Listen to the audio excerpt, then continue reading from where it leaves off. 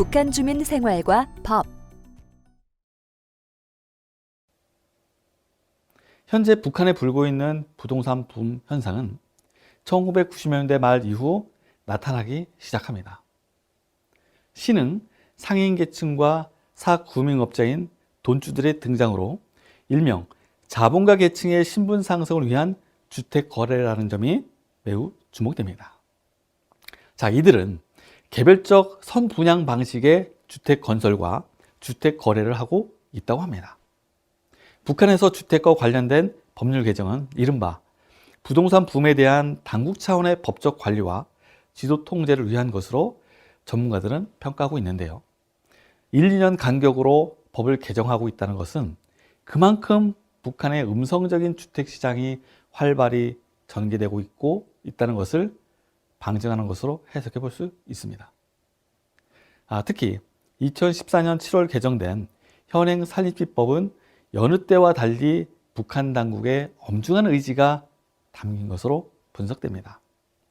당시 개정된 법조항은 모두 5개 조문인데요.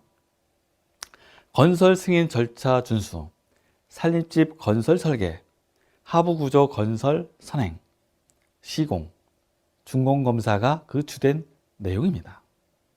우연의 일치인지 모르겠으나 이 법의 개정은 2개월 전인 2014년 5월 13일 평양시 평천구역 산림집 건설 현장에서 발생한 산림집 붕괴로 인한 인명사고와 무관해 보이지 않는다는 분석도 나오고 있습니다. 따라서 산림집 붕괴 사고 이후 산림집 건설 과정에서 발생한 문제점을 법적 개선책 마련의 일환으로 개정을 추진한 것으로 보고 있습니다. 법률상 처분권이 인정되지 않기 때문에 북한의 아파트 같은 주택 시장의 거래는 우리와 같은 교환 형태로 매매되고 있는 것으로 이해됩니다. 따라서 개인의 진정한 사적 소유권 이전이 아닌 것으로 봐야 합니다.